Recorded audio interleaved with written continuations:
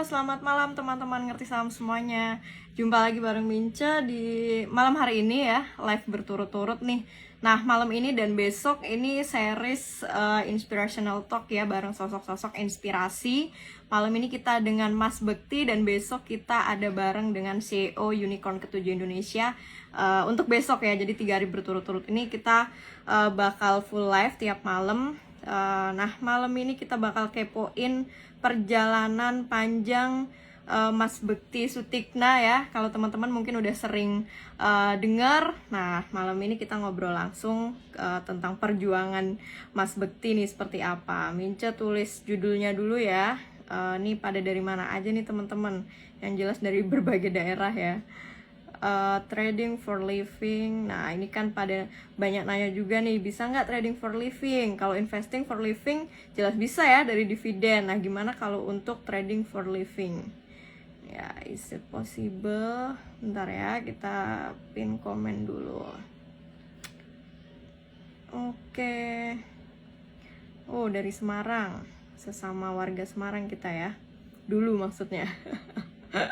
Oke, kita invite dulu apakah malam ini kita nggak ada bahas rekomendasi saham segala macem ya, karena judulnya series Mas Bekti pertama kali terjun di pasar modal sampai hari ini, itu yang bakal teman-teman ambil pelajarannya. Nah ini, Sugeng Dalu Mas Bekti. Ya, sugeng dalu Mbak Friska, apa kabar?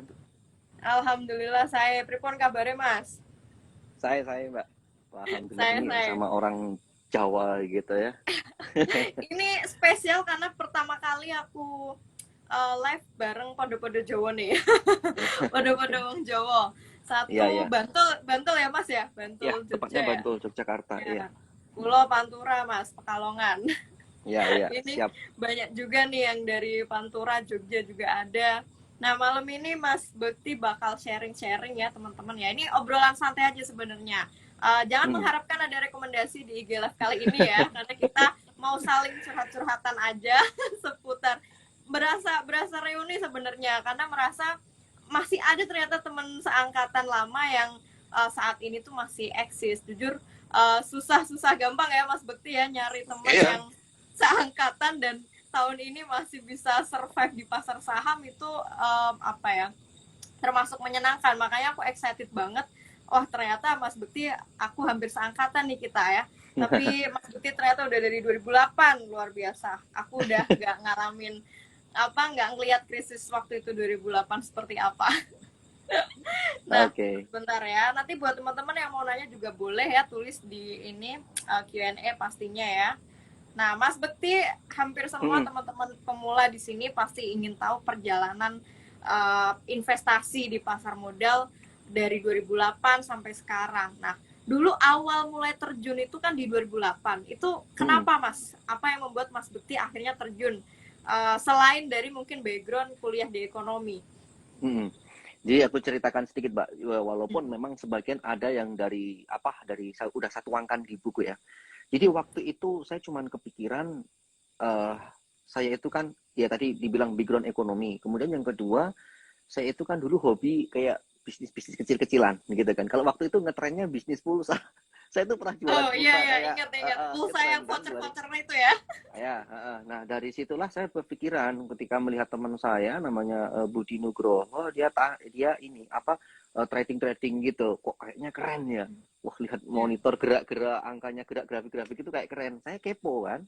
Saya tanya sama dia, ini saham gitu loh. Nah, terus saya tanya lebih lanjut, plus minusnya apa? Saya kaji lebih dalam. Sehabis itu keputusan saya memutuskan untuk mencoba untuk membuka pertama kali yaitu dengan modal 5 juta. Dan waktu itu benar-benar masih menurutku masih jadul ya. Saya juga aja Iya. waktu itu pakai softwarenya e-trading sekuritas di Iya, mana saat ini masih sudah masih jadi pakai PC mirai. ya zaman itu kita ya. Ya, belum Dan ada mobile tapi trading. tapi salut loh, zaman itu udah bisa memulai dengan 5 juta untuk kategori mahasiswa. Itu luar biasa, Mas. Zamanku ya Iya, ampun, boro-boro ya, masih 5 juta nolnya dikurangin. iya, 5 juta itu waktu itu kan setara dengan, saya ingat banget ya, itu BBM eranya SBY itu masih 4.500 ya. Jadi saya di kampus itu makan nasi soto sama es teh itu 5.000. Jadi 5 juta kerasa banget waktu itu gitu. Iya, Nah, berasa banget itu. saya lanjut Mbak. Dari situ saya mencoba untuk belajar trading. Saya sebenarnya di awal tuh hampir bisa dipastikan saya itu masuk di saat kondisi yang kurang tepat. Iya. Jadi pas krisis 2008. Nah, nanti akan saya kupas lagi nih bagaimana pengalaman saya di market sedang krisis waktu itu. Nah, saya masuk sudah diwanti-wanti sama teman-teman saya, hati-hati loh, jangan dulu, wah. Tetapi nggak bisa, saya baru pemula, muda, kalau bisa ya pertama kali masuk ya langsung dipakai uangnya gitu kan. Nah, Iya. style pertama saya jujur saya langsung belajar fundamental Mbak. Jadi bagaimanapun juga semua selalu diajarkan bahwa saya itu harus apa ya, investasi. Iya, karena hakikatnya saham itu kan Iya. investasi jangka panjang ya, bagus ya untuk jangka panjangnya. Nah, jadi pertama kali yang saya lakukan adalah investasi gitu. Oke, oke. Ya, waktu itu berarti pas IHSG masih 1.500-an ya kalau nggak salah ya. Nah, ya Ya. bener Mbak, saya Ya. ngalamin Soalnya IHSG masih 1.500. gokil, gokil. Aku masuk pas angkatan IHSG 2000-an aja itu udah beruntung sih. Maksudnya udah recovery dari krisis 2008. Mas Bekti ngerasain 1.500-an. Oh, tapi jadi sesuatu yang luar biasa ya Mas Bekti. Maksudnya kita menyaksikan sendiri IHSG dari under 3K 2000-an terus sekarang udah 6.600 ya. Luar Artinya biasa. benar-benar ya optimisme negara kita lah, pasar modalnya masih tetap gede banget. Karena banyak teman-teman pemula nih Mas Bekti yang DM di Ngerti Saham itu mereka merasa terlambat gak sih baru kenal pasar modal tuh sekarang gitu. Kalau ngomong kayak gitu kayaknya angkatan kita juga dulu kenapa kita nggak kenal dari zaman ISG 500 gitu Ya, kali ya. bener. Dan waktu itu saya ingat Makanya. banget, Mbak. Simbolnya waktu itu memang Pak Lokeng Hong juga masih sudah terkenal ya di zaman saya, bahwa Pak Ya. Lokeng itu kayak simbol sosok investor gitu. Makanya waktu itu saya juga ya bahasanya ngefans banget juga lah. Saya juga invest di saham-saham dan saya masih ingat banget ya waktu itu saya beli saham sangat murah-murah, apalagi pasca krisis Ya. 2008. Saya Ya ngalami betul lagi di mana diskon-diskonnya ya. IHSG kita itu pernah disuspend loh. Sorry, bursa efek itu pernah Ya. disuspend. Saya ngalamin waktu itu gitu. Keren. Udah gila, udah lebih dari 1 dekade dan masih bisa survive. Itu yang nanti akan kita gali ya teman-teman, apa saja ini tipsnya. Nah, karena judul malam ini tuh sebenarnya hampir resume dari berbagai banyak pertanyaan teman-teman pemula. Kalau pemula nanya investasi for living jelas bisa, karena kita bisa hidup dari dividen. Nah, yang jadi isu trading for living ini yang menjadi banyak pertanyaan juga yang nanya-nanya ke kita, bisa nggak sih, memungkinkan nggak sih, kalaupun bisa kira-kira butuh modal berapa sih Min? Nah itu biasanya banyak yang nanya ke Ngerti Saham tuh kayak gitu. Nah dari sudut pandang Mas Bekti gimana Mas Bekti? Yang mungkin saat ini bisa aku bilang udah bisa mencapai fase itu setelah perjalanan panjangnya selama ini. Kalau dari saya sendiri sebenarnya gini Mbak, kalau dibilang trading for living itu menurut aku pribadi ya, itu bisa mungkin bisa enggak. Artinya gini, kalau saya pernah ngalamin, taruhlah saya tuh masuk 2008.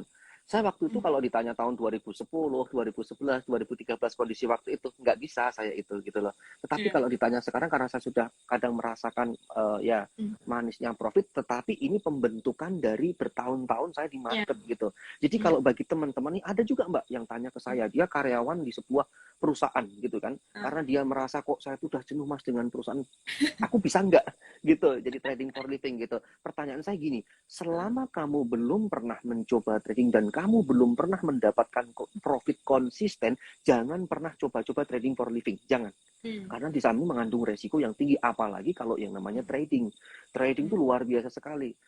Hari ini aja ada saham yang dimana di pucuk bisa dibantai sampai bawah gitu loh. Nah, hati-hatinya di situ. Saya bilang saham ini instrumen beresiko, hati-hati gitu. Apalagi kalau Anda mau trading, ibaratnya kalau naik motor ini balapan loh gitu loh. Nah, maka dari itu saya sendiri sebenarnya pernah membuat sebuah nasihat ataupun semacam semacam saran untuk teman-teman semuanya, yaitu kalau kamu mau di saham ini jangan lupa berinvestasi. Itu penting banget. Nanti kita akan kupas di belakang ya.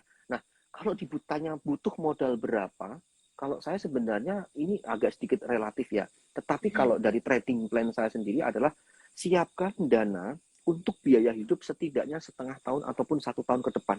Jadi itu Oke. penting, kita harus siap dana cadangan dulu. Ya. Jadi jangan semua uang kita taruhkan, jangan. Kita tetap harus gunakan prinsip-prinsip berinvestasi. Karena apa? Hmm. Hakikatnya saham ini ada resikonya, nggak ada jaminan pasti berhasil di Hmm. saham, kembali ke masing-masing. Gitu Hmm. sih Mbak, kalau dari saya gitu. Oke, nah itu ya teman-teman ya, nice suggest banget nih dari Mas Bekti. Sebenarnya bisa aja, tapi bisa juga nggak bisa ya, tergantung dari kondisi teman-teman sendiri. Jadi jangan, mungkin intinya jangan gegabah gitu ya Mas Bekti ya, Iya, karena iya. biasanya kalau aku kebalikan mungkin ya, kalau dulu aku berawal dari seorang yang technicalis banget ya, dari zaman dari zaman kuliah. Kita ngalamin lah masa-masa kompetisi KNPM, terus Iya. HMSS dan lain-lain di zaman itu, hampir semua kan fundamental. Aku nggak pernah ikut karena aku waktu itu belum apa ya, emang masih teknikal banget gitu, sampai ngerasain kerja di sekuritas segala macam. Baru mungkin setelah jadi emak-emak, karena mungkin sadar diri dari sisi waktu kali ya. Iya, Jadi iya.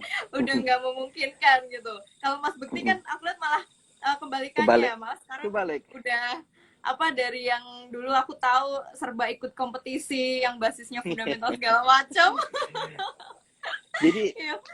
sedikit cerita Mbak. Jadi memang benar ya, saya itu dari 2008 kan saya fundamentalis. Wah itu saya itu sampai hampir sering tiap malam buku-buku dari kadang dari dosen saya tuh sering saya tanya ke dosen referensi apa sih Pak kalau untuk apa buku-buku fundamental gitu. Jadi saya pelajari banget itu kayak price book value, ngitung Oh rasio iya. hutangnya, debt equity ratio, earning per share, semua saya pelajari.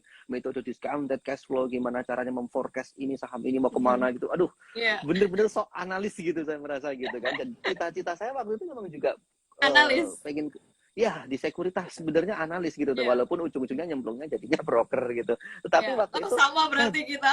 uh, Ujung-ujungnya broker cita-citanya ya. karena ketika saya itu menjadi seorang analis kayak kelihatan keren gitu, kayaknya analis gitu dah. Termasuk waktu lomba-lomba ya Mbak ya, karena yang namanya lomba-lomba kan waktu itu nggak ada lomba-lomba jago-jagoan dalam artian ya kalau waktu itu teknikal gimana nggak ada, memang benar-benar Belum ada. Zaman valuasi itu ya, paper semua kita ya, valuasi zaman kita. ya valuasi nilai perusahaan, jadi benar-benar fokus di fundamental gitu.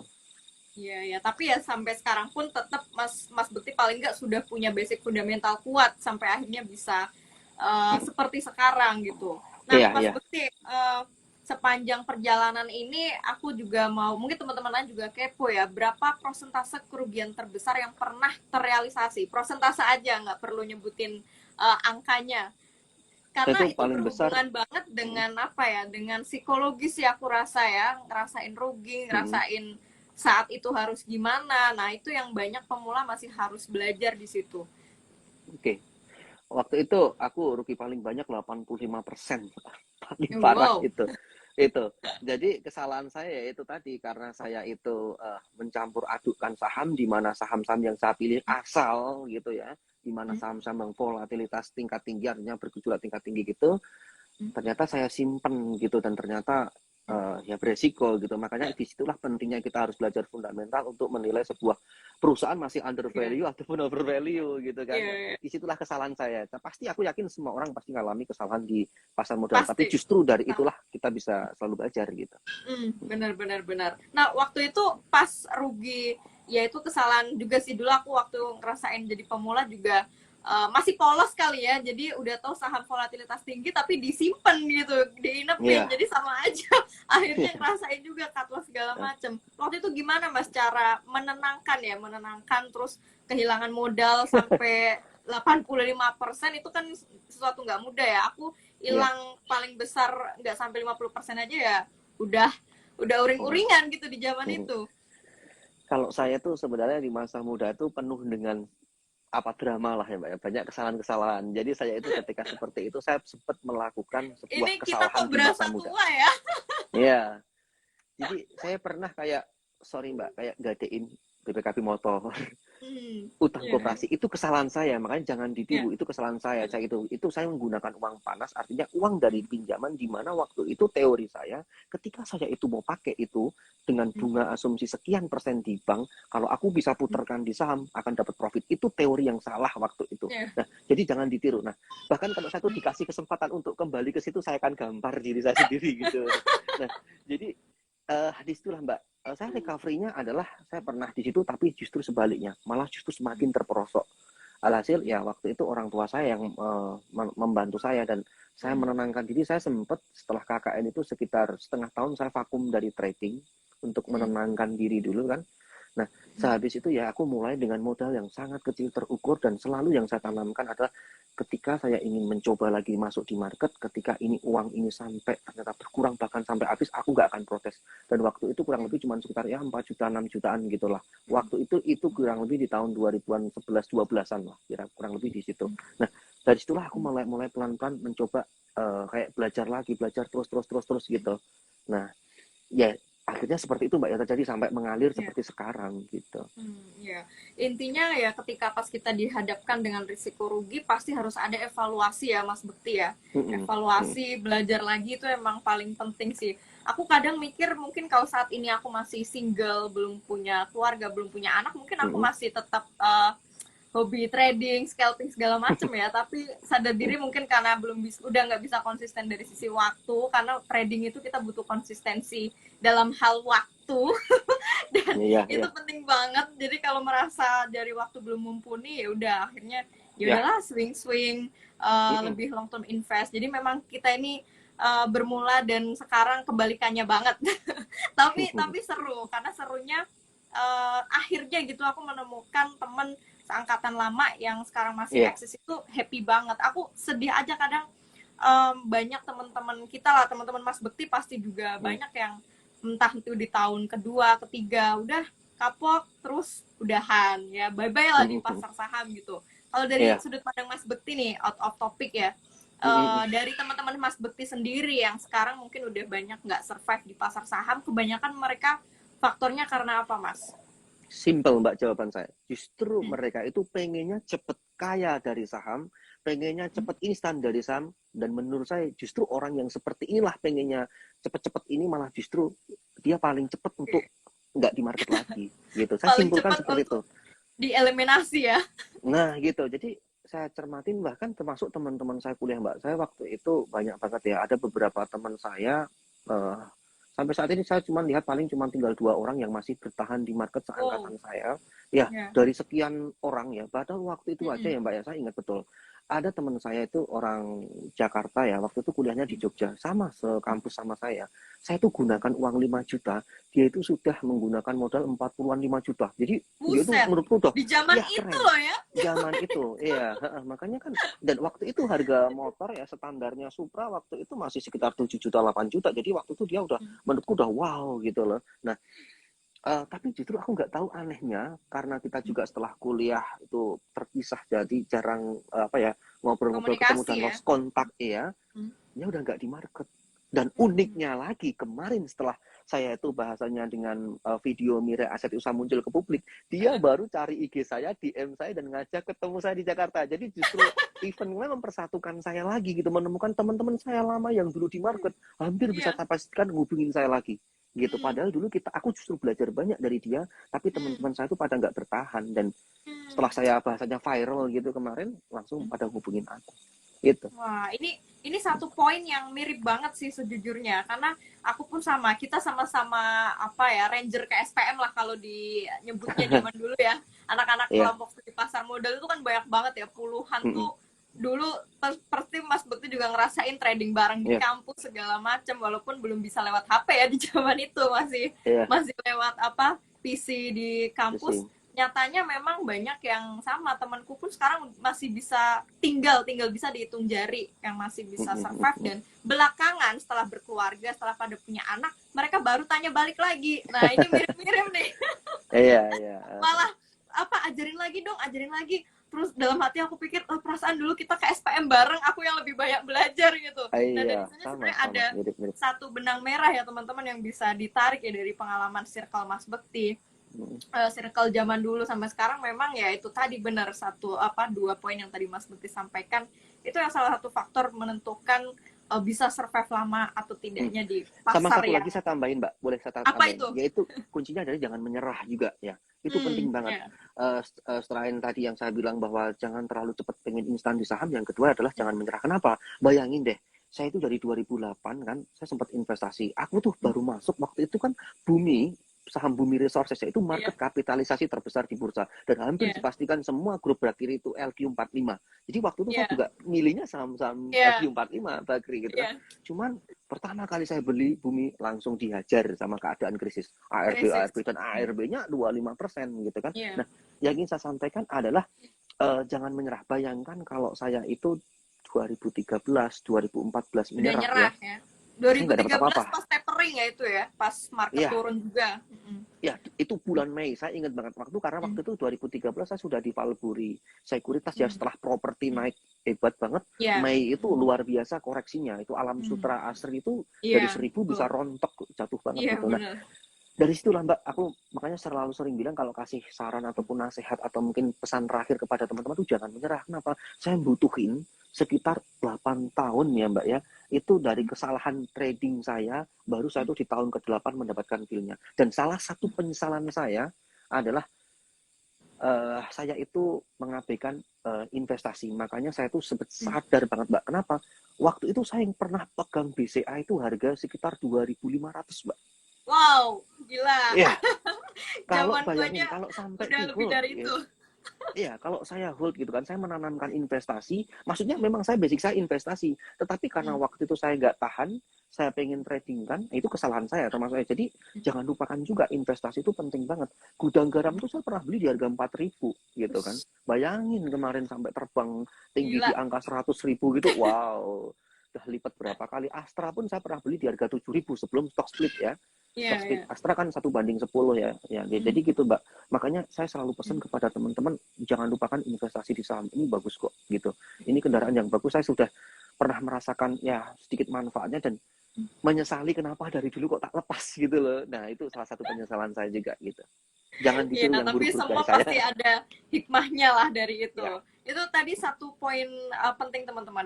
Memang saham itu salah satu kendaraan yang bagus ya untuk bisa membantu kita ya mencapai tujuan-tujuan finansialnya masing-masing. Yang penting itu tadi ya, mau konsisten, sabar enggak ya, hmm, jangan langsung pengen cepet apa tadi Mas Begi sampaikan instan, pengen cepet auto ya. cuan segala macam. Semua Nah, butuh proses pastinya. Nah, Mas Bekti, aku juga kepo nih money management ala Mas Bekti selama ini seperti apa?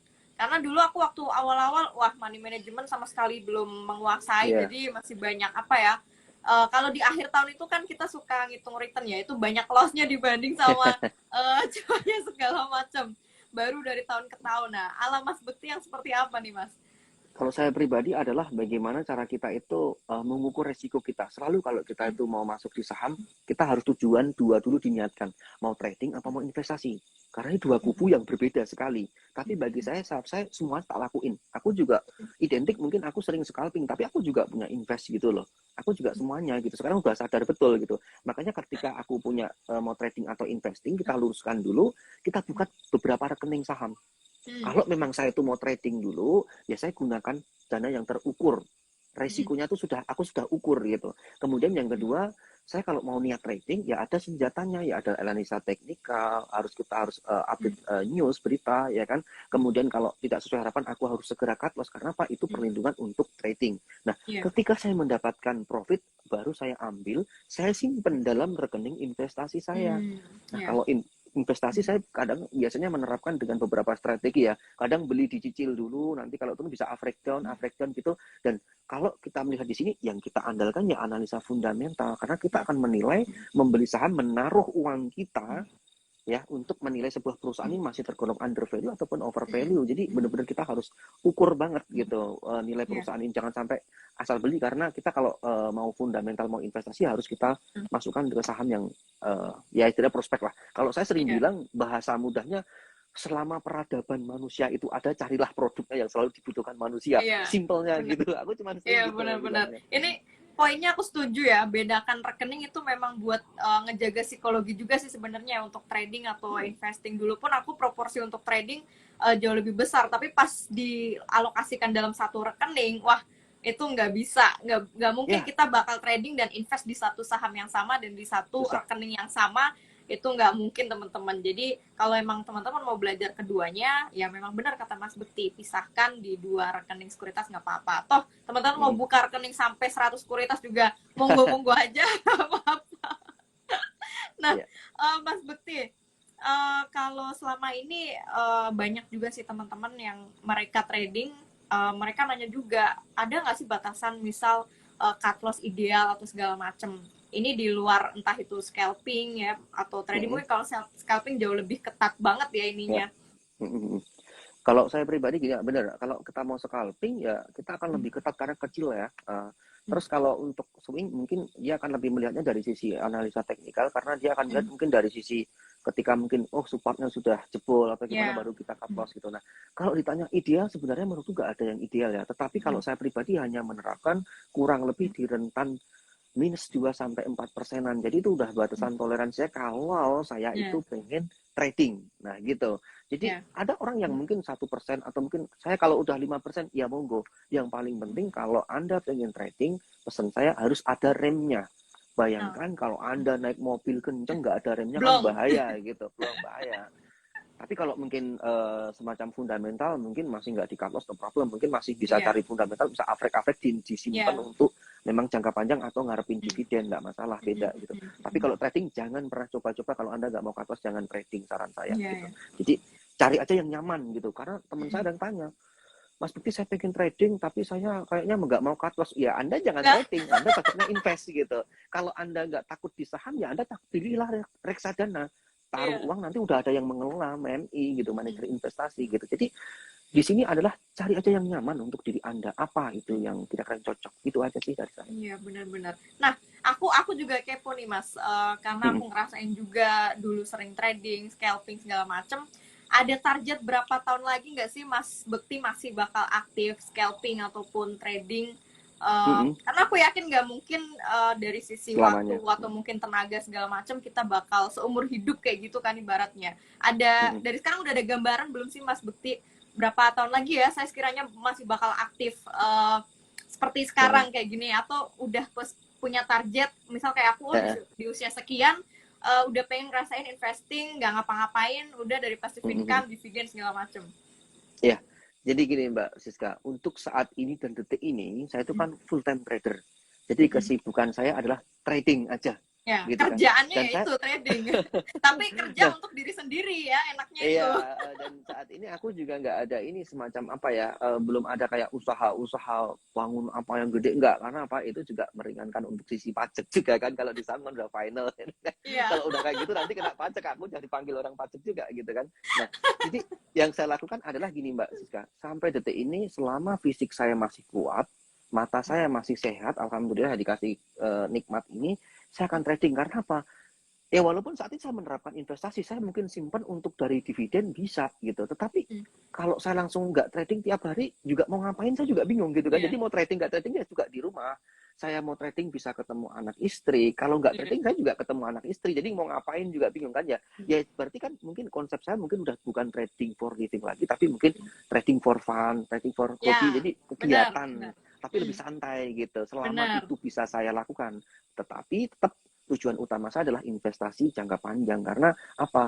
Aku selalu berpikir di bukunya Robert Kiyosaki bahwa kalau bisa kita itu bukan bekerja untuk uang, tapi uang yang bekerja untuk kita. Dan salah Ya. satunya bisa kita dapatkan dari saham. Bahkan dulu saya pernah dikasih nasihat sama temenku, kalau bisa kamu itu cari uang sebanyak-banyaknya dari market, kamu investasikan dan hiduplah dari dividen saja. Nah, itu dia kata-kata Wah. yang terngiang. Makanya saya pengennya untuk menuju kebebasan finansial di investasi itu, kadang saya melakukan dari kemarin-kemarin dengan cara trading. Wah. Mungkin ada orang yang dengan cara swing, atau mungkin orang bekerja secara real, terus kemudian dimasukkan saham untuk investasi, ada. Tapi kalau Ya. cara saya adalah, cara saya scalping untuk menuju investasi jangka panjang. Gitu. Nah, ini nih satu poin penting berharga banget nih aku nangkapnya ya, karena akumulasi dari bertahun-tahun itu Mas Bekti akhirnya bisa mencapai reach yang sekarang ya, udah mencapai apa ya, ibaratnya ya trading for fun. Itu tadi yang aku nangkap ya, udah bukan lagi trading for living, tapi ya udah emang hobinya dan kerjaannya hariannya ya seperti ini gitu. Nah, Iya. beda ketika mungkin pas lagi fase trading for living, eh, mungkin aku bisa bilang mungkin effortnya lebih ini lagi ya, udah nggak sesantai seperti sekarang lah. Mungkin kalau sekarang aku nebaknya Mas Bekti udah lebih santai semua ya, sebenarnya mau Iya. investing juga udah bisa ke cover dari dividen segala macem ya, karena udah full time trader. Dari tahun berapa Mas Bekti untuk mutusin ini jadi full time trader? Mutusin full time trader itu 2016, Mbak. Tetapi walaupun saat itu Hmm. aset saya masih belum wah ya, artinya 2016 itu saya masih Hmm. pakai uang seratusan juta waktu itu. Tetapi saya sudah Hmm. memberanikan diri dan saya sudah ukur semua siap dengan mental dan resiko saya. Artinya ini udah, saya pun juga di market udah pengalaman 8 tahun ya. Jadi bukan baru pertama kali langsung memutuskan full time trader dulu, bukan. Tapi dari situlah ternyata aset saya berkembang, berkembang, berkembang, berkembang Hmm. gitu.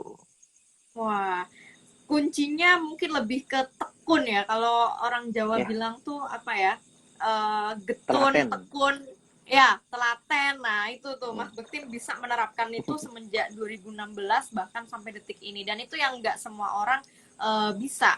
Nah, kalau boleh disimpulkan sedikit Mas Bekti, jadi sebenarnya faktor-faktor apa yang bisa membuat Mas Bekti bisa survive dari 2008 melewati beberapa krisis yang aku tahu lah 2013 segala macam naik turunnya market itu apa Mas sampai detik ini aku masih bahkan udah trading for fun. Nah itu yang susah banget dijalanin oleh semua orang. Jadi kalau saya pribadi sih Mbak ya, ini juga sedikit ada, kadang ada pertanyaan dari teman saya juga, kenapa sih kamu masih ini di saham, kenapa kamu masih bertahan di saham? Karena Iya gini Mbak, benar saya benar. tuh menaksirkan gini ya, bisnis saham itu bagi saya, waktu itu saya tafsirkan adalah sebuah bisnis. Mau investasi atau trading itu bagi saya adalah sebuah bisnis. Karena apa? Ini membuat uang yang bekerja untuk kita. Dimana kalau kita itu saham, itu kita itu nggak usah ngurus kayak perintilan-perintilan usaha kita. Contoh, Iya saya mau benar. usaha counter, saya mau usaha warung makan, aku kan harus bangun dulu rukonya, Iya. ataupun sewa ruko, instalasi listrik, karyawannya, itu aja kalau udah 3/4 berjalan, nggak mungkin kita mundur, adanya cuma maju. Karena kalau Iya. ngambang-ngambang nggak bisa, ya kan? Katakan baru-baru bangunannya atau sudah disiap instalasinya atau nggak jadi buka, ini nggak dapat apa-apa, bangunannya cuma mangkrak. Maka dari itu harus maju, dan itu pun kalau udah jadi belum tentu laku, artinya kita masih harus jualan, promosi dan lain sebagainya. Yang kedua, kalau usaha real itu membutuhkan BEP dari modal itu bisa Iya 3 tahun 4 tahun, 2 tahun 3 tahun 4 tahun, nggak bisa cepet. benar. Tapi kalau di saham, katakan investasi saham BR BRIS, kita tahu Iya. waktu 2020 dari harga kecil BRI syariah itu bisa udah lipat berapa kali lipat gitu kan. Artinya kita bisa melipatkan dari model. Pak Lokengong juga udah investasi jangka panjang udah berapa puluh kali ribu lipat aja dari modalnya Iya. gitu kan. Jadi berlipat-lipat efek compounding gitu luar biasa sekali. Nah, itulah Mbak. Kemudian yang keempat, kalau di saham itu Mbak, bagi saya adalah waktu itu menafsirkan kalau saya itu bisa survive dari dapat penghasilan dari saham, terlebih misalnya saya itu bisa investasi ataupun trading ya, aku hubunganku tuh dengan layar, tidak dengan orang lain. Kadang kita itu, aku pernah punya pengalaman juga nih kerja, pasti ada ya di kantor itu kayak iri, Toxic ya, dengki, toxic people sikut-sikutan. ya. Nah, itu dia. Dan juga, sorry, misalnya seorang artis, Mbak. Artis itu kalau dijelek-jelekan, pamornya turun. Ngaruh ke apa? Ke jobnya. Dia bisa jadi nggak laku. Tapi kalau saham, mau kamu dijelek-jelekin kayak apa, hubunganku tuh sama monitor, aku masih bisa cari uang dengan cara monitor. Itu dia Mbak yang membuat saya itu survive tetap bertahan di saham. Satu lagi, waktu itu karena basic saya ekonomi dan saya itu trading dari 2008, saya dari 2008, 9, 10, 11, 12 pernah merasakan ya sedikit manisnya di saham walaupun diambil lagi oleh market Iya. gitu ya. Tetapi saya merasa ini menurut aku adalah ini aku cuma punya keahlian di sini. Jadi ada unsur the power of kepepet. Kalau saya nggak di saham mau kerja apa lagi, waktu itu saya juga bingung gitu loh Mbak. Jadi aku Iya. harus belajar, aku harus berhasil di saham. Entah itu investasi atau trading, aku harus bisa hidup dari market. Aku cuma bilang gitu sih Mbak, gitu. Keren keren. Persisten ini yang memang penting buat diterapin ya. Ada konsistensi Hmm. ini yang susah gampang untuk dipelajari setiap orang dan mau sabar juga pastinya sabar untuk belajar. Nah ini Iya biasanya pasti. kan banyak yang langsung lewat jalur instan, nanya langsung Hmm. rekomendasi tanpa tanpa apa ya diimbangi dengan belajar yang ya yang Nah itu pokoknya dia kesalahan-kesalahan. perbanyak literasi segala macamnya. Nah, Mas Bekti, aku izin untuk milih beberapa pertanyaan ini yang udah masuk Boleh? banyak banget ini. Sebentar ya. Ada pertanyaan sebentar. Aku pilih-pilih dulu.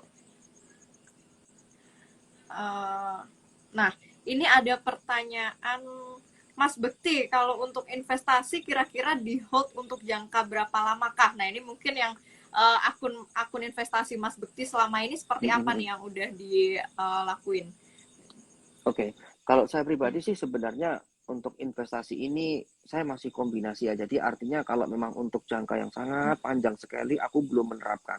Tapi paling nggak mungkin sekitar 2 tahun, 3 tahun sudah saya jual. Artinya kadang saya realisasikan. Namun bagi saya pribadi adalah saya akan mengambil lagi harga itu ketika harganya terdiskon. Saya akan mulai cicil lagi, ambil lagi gitu. Jadi saya memanfaatkan momentum di mana saat itu pas kira-kira menurutku udah high. Tetapi bagi saran saya ini lebih ke diri saya. Teman-teman nggak harus ngikutin saran saya. Kalau niatnya investasi jangka panjang, teman taruh di sana untuk jangka panjang sekalian ya not bad, nggak apa-apa gitu. Dan kalau ini intinya aku menyampaikan ini cara saya gitu loh. Jadi nggak perlu harus Anda ikutin saya, nggak apa-apa gitu. Oke, oke. Nah, itu teman-teman ya yang punya pertanyaan serupa mungkin udah ada gambarannya. Nah, ini ada yang bertanya sebentar. Pertanyaan. Nah, ini ada pertanyaan retoris tapi harus dijawab ya. Sebenarnya retoris ini, Pak Bekti trading apakah tetap lihat fundamental juga kita scalping? Saya langsung jawab enggak gitu. Jadi gini teman-teman, jangan dicampur adukkan ya. Termasuk dalam buku saya itu kan sudah saya tulis ya. Kalau kita tuh mau scalping, ya kita nggak usah lihat fundamental, nggak apa-apa. Karena tujuan kita tuh kan ngambil dalam jangka pendek. Tapi ingat, resikonya juga gede loh scalping itu. Kalau Anda belum jago gitulah bahasanya, Anda belum siap, itu bisa berkali-kali boros fee dan Anda bisa sering cut loss. Ini juga ngabisin modal cepat. Ingat, resiko tinggi. Memang kalau profit saya rasakan juga ya memang cepat, cuman bungkus gitu ya. Tetapi kalau ditanya lihat fundamental, enggak. Jadi di sini adalah yang saya gunakan adalah tape rating, ya pengamatan bid volume sama apa ya ibaratnya dari mengamati dari sentimen pasar news beritanya itu sangat peka sekali saham-saham dan pilihan sahamnya adalah saham-saham yang bervolatilitas yang gerakannya liar. Nggak Betul. mungkin saya scalping di saham BBCA, susah. Kalau nggak kemarin Iyalah. saya scalping 2 kali di saham BCA sama Unilever ketika pas kemarin rame aja. Tapi habis itu saya jarang, nggak bisa saya scalping di situ, susah kan. Yeah. Tapi pas kemarin habis stock split itu ada momentum sempat naik ke 8.000, aku sempat memanfaatkan peluang di sana gitu. Itu yang pertama. Nah sebaliknya, kalau Anda memang mau investasi, Anda punya senjatanya fundamental gitu. Seorang apa ibaratnya screeningnya scalping saya menggunakan running trade. Kalau kita mau investasi fundamental ya nggak butuh running trade. Kamu melihat sebuah prospek perusahaan di masa mendatang. Jadi udah ada porsinya masing-masing gitu. Jadi kalau misalnya gini lah, kalau kita itu mau menggunakan scalping ataupun trading, kita punya analisanya ini gitu kan. Kalau kita mau fundamental mau invest ya fundamental gitu penting banget gitu. Gitu sih. Oke, oke. Nah, itu teman-teman ya. Semoga menjawab. Walaupun sebenarnya pertanyaan retoris, tapi biar diperjelas lagi nih sama Mas Bekti. Nah, ini sebentar. Ada yang bertanya. Mana nih ya? Nah, dari Mbak Erika, apa tips agar bisa konsisten profit dari trading Pak Bekti? Waduh, kalau ditanya trading itu kan sesuatu hal yang nggak pasti ya. Yeah. Kalau ditanya profit konsisten, sebenarnya yang saya lakukan adalah saya tiap kali trading, yaitu jangan sampai kita itu melakukan over trading. Itu penting banget, karena kadang orang tuh manusia tuh namanya serakah ya, udah dikasih profit pengennya trading, terus udah punya posisi cash di rekening, wah ini buat beli apa lagi ini, pasti keinginannya tinggi gitu. Itu tips dari saya adalah kendalikan over trading, karena itu yang membuat Anda itu kadang udah dapat profit, tapi ujung-ujungnya juga nanti diambil lagi oleh market. Jadi saya sendiri pun juga nggak pernah mentargetkan. Katakan Pak Bekti targetnya profit berapa, saya nggak pernah mentargetkan. Kenapa? Karena market itu sesuatu hal yang nggak pasti. Kita yang harus menyesuaikan ke market. Kalau memang niat saya pengen trading, dikala misalnya kondisinya indeksnya baru nggak menarik dan banyak saham-saham yang udah berjatuhan, ya saya udahlah nonton aja, nggak usah trading dulu, jangan dipaksa. Gitu. Jadi inti dari sini adalah tips untuk konsisten profit ya bagi saya adalah disiplin. Kuncinya disiplin gitu aja. Ya, oke. Kuncinya disiplin dan pasti kalau yang trading ya wajib punya trading plan ya. Seperti wajib. Ya seperti halnya investor punya investing planning ya trading pun juga sama pastinya. Nah, ini ada yang curhat nih, mungkin karena pemula belum tahu apa-apa, jadi saya nyangkut 67%, gimana nih minta sarannya. Nah, ini kebanyakan selama pandemi banyak curhatan seperti ini, Mas Bekti, gimana ini minta sarannya? Kalau saya sih, Mbak, sebenarnya kita kembalikan ke sahamnya apa dulu ya. Artinya Hmm. kalau sahamnya itu jujur, kalau masih yang berfundamental bagus, artinya mungkin ada sebagian saham-saham BUMN nanti kita masih bisa gunakan plan-plan average down atau apa gitu. Tetapi kalau mungkin saham-saham gorengan ya, misalnya saham-saham receh gitu yang mungkin ya kita nggak bisa melihat itu fundamentalnya kayak apa, laporan keuangannya kayak apa gitu. Saya sebenarnya waktu itu kalau bercermin pengalaman saya, jujur saya tutup mata. Artinya ini yang trading saya loss banyak, ini kesalahan saya sudah. Saya harus ngakui kalau saya salah. Sudah, waktu itu saya cuma cut. Kalau saya pribadi loh ya, saya cut. Jadi aku ngakuin salah, aku harus punya trading plan lagi. Jadi jangan dibalik-balik. Kalau kita itu mau, contoh kita kan gini, kalau kita belinya saham-saham kayak bagus ya, kayak Telkom, BBCA, kok langsung minus 60% tuh menurutku hampir bisa dibilang nggak mungkin deh. Enggak deh. Tetapi kalau Anda kok bisa sampai 60%, aku garansi sahamnya pasti saham-saham kecil-kecil. Nah, ini dia. Kalau Anda saham-sahamnya kecil-kecil, itu sama hanya saham volatilitas tinggi, niat Anda trading, tapi karena Anda nggak punya trading dan nggak mau membatasi cut loss, alhasil yang terjadi seperti itu. Dan itu mirip kayak saya dulu. Belinya saham-saham volatilitas turun sampai Terus segitunya. disimpan. Nah, itu dia kesalahannya. Begitu udah salah seperti itu, baru tanyakan ke orang. Dan orang itu berjujur, kalau aku sering ditanyain seperti itu, aku paling nggak berani memutuskan. Karena serba salah. Katakan saya bilang, Ya. oke, cut loss aja. Tapi kalau besoknya naik, wah saya beban. Ya kan? Tapi kalau saya biarkan ternyata bisa turun terus, ya saya juga, ya saya nggak tahu gitu. Jadi intinya di sini adalah kembalikan ke Anda, akui kalau itu Anda salah, Anda harus susun kembali trading plan. Kalau dulu yang saya lakukan adalah saya minus 85%, saya cut, saya tenangkan diri dulu, tadi saya sudah ceritakan, ya saya mulai dengan trading plan yang lebih baik. Intinya kalau saya mau trading ya harus disiplin cut loss, tapi kalau saya mau investing, ya tentunya pilih saham yang punya fundamental bagus dan bisa average down dan sebagainya gitu. Oke, oke. Nah, ini ada pertanyaan khusus untuk akun yang investing nih.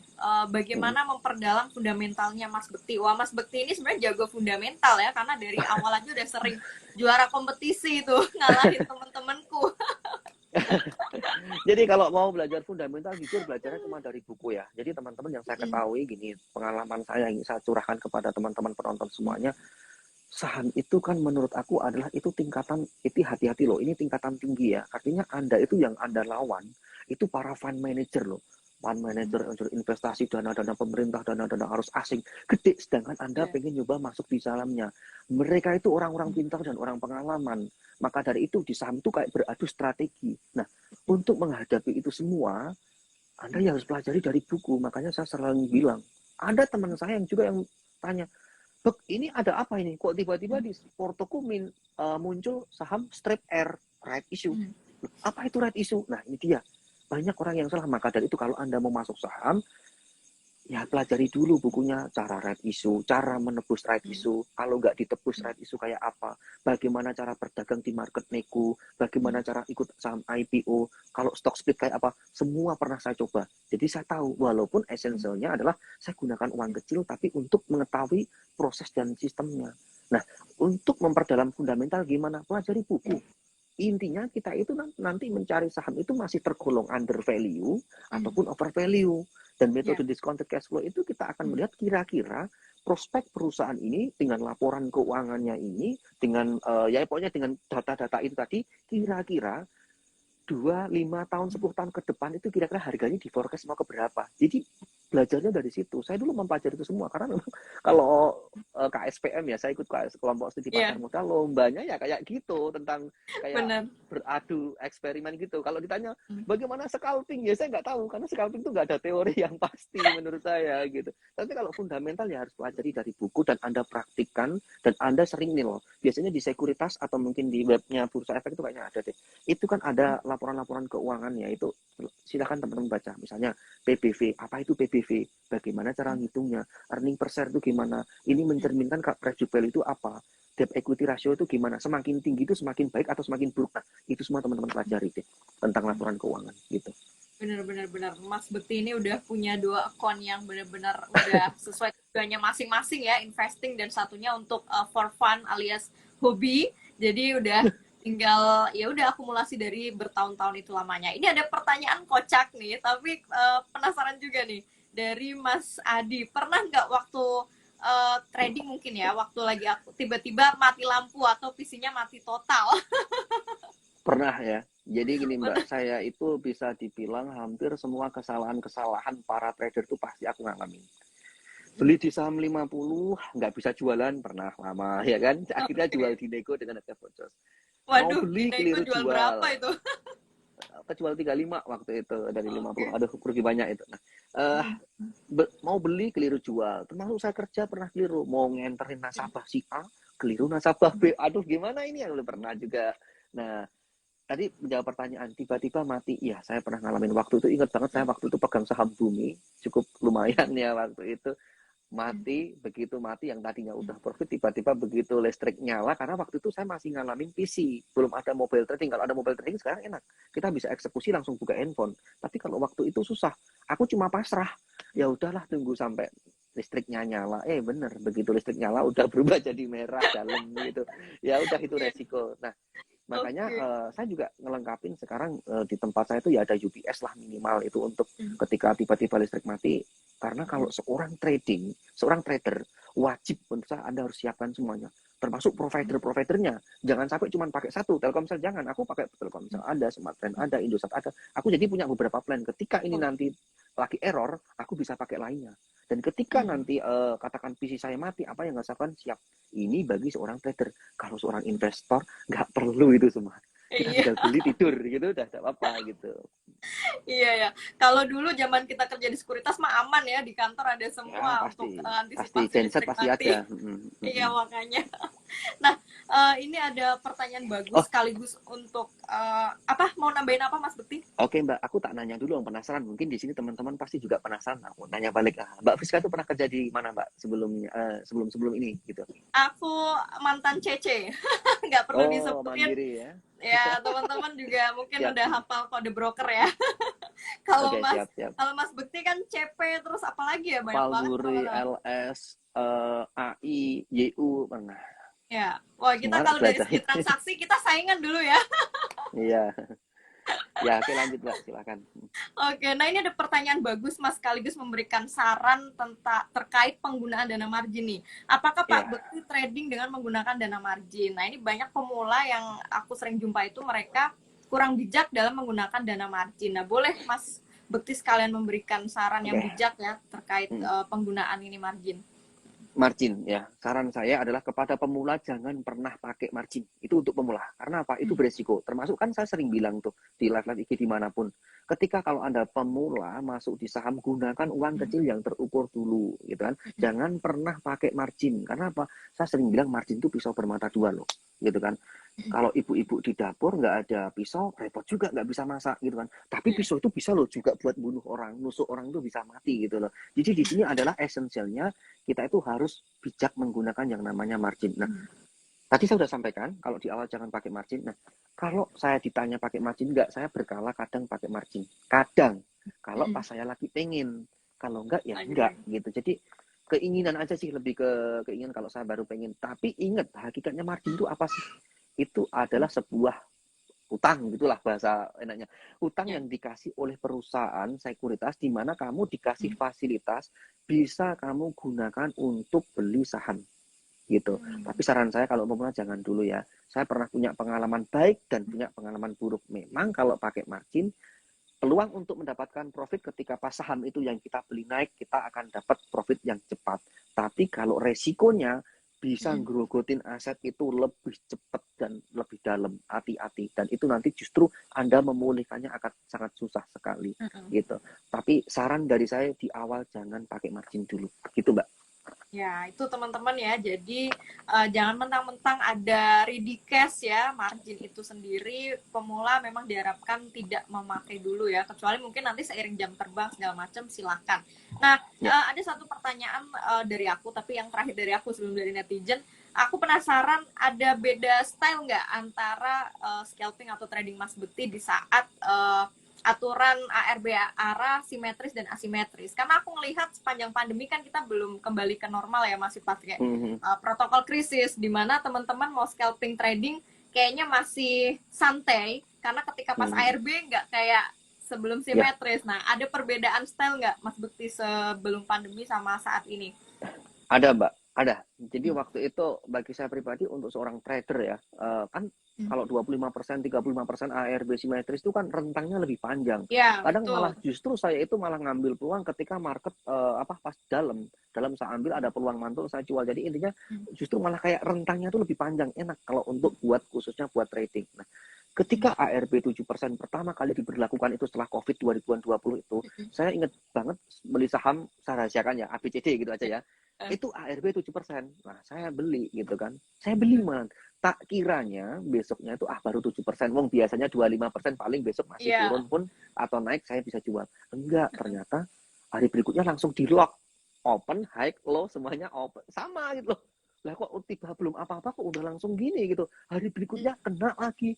Aduh, ini gimana kok jadi berubah kayak jadi berubah gitu kan adaptasinya. Ya. Maka dari itu langsung setelah dari itu aku hati-hati banget ketika niat saya trading scalping kalau udah mau menyentuh 7% saya akan jual gitu. Kalau udah mau kelihatan 7%-nya aku biasanya langsung akan batasin cut loss daripada esok harinya kena berjilid-jilid seperti itu. Gitu sih dari pengalaman saya, Mbak. Oke, ya itu teman-teman ya. Jadi perlu diperhatikan saat ini kita masih menggunakan protokol krisis. Jadi takutnya masih ada yang belum paham. Oh nanti pas udah simetris, lu kok ARB-nya ngeri ya, langsung langsung bisa meludeskan cuan Iya, yang iya. sebelumnya. Nah itu harus ada strategi yang pastinya bisa menyesuaikan juga ya saat ini. Nggak tahu nih, mungkin kemungkinan tahun depan udah protokol krisis mungkin udah dihilangkan ya.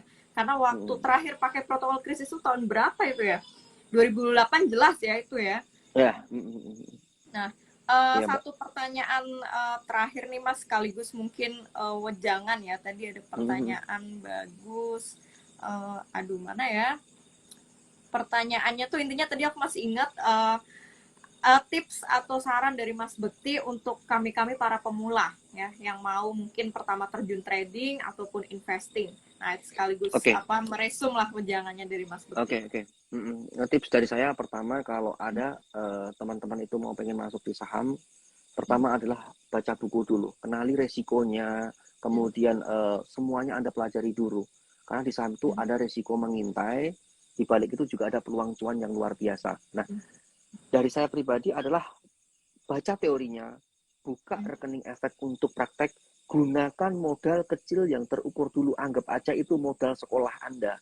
Anda sekolah, Anda ngapain itu kan juga bayar kan gitu. Nah, gunakan modal terukur, Anda cari seluk-beluknya. Anda pahami softwarenya dulu karena di sini Anda harus memahami software. Anda harus dituntut aktif belajar. Saya pernah buat quotes di dalam buku saya, saham itu bukannya tempat malas orang yang bermimpi hasil instan. Jadi Anda harus selalu belajar. Kalau Anda pengen simple ya reksadana, Anda taruh uang selesai gitu kan, dikelola MI gitu. Nah, dari situlah teman-teman silahkan satu lagi jangan pakai margin. Asah terus jam terbang. Nanti kalau lama-kelamaan teman-teman sudah menemukan cara yang nyaman, Anda sudah bisa mendapatkan report dari bulan per bulan profit konsisten, profit itu mungkin silakan Anda top up dana pelan-pelan trading. Nah, sekaligus pesan terakhir saya yaitu berinvestasilah dan tradinglah saham. Tadi saya udah utarakan kenapa kok saya masih pesan berinvestasi, penting banget. Karena penyesalan saya itu yaitu dulu saya udah pernah punya saham BCA dan tak lepas gitu loh, saya itu menyesal gitu. Jadi tetap investasilah untuk jangka panjang, yang kalau bisa jangka panjang sekalian, not bad, carilah perusahaan yang bagus. Dan kenapa trading saham, saya juga sudah buktikan juga ternyata dengan trading selama Anda itu punya trading plan, money management yang baik, ini bisa Anda gunakan juga untuk mencari cuan.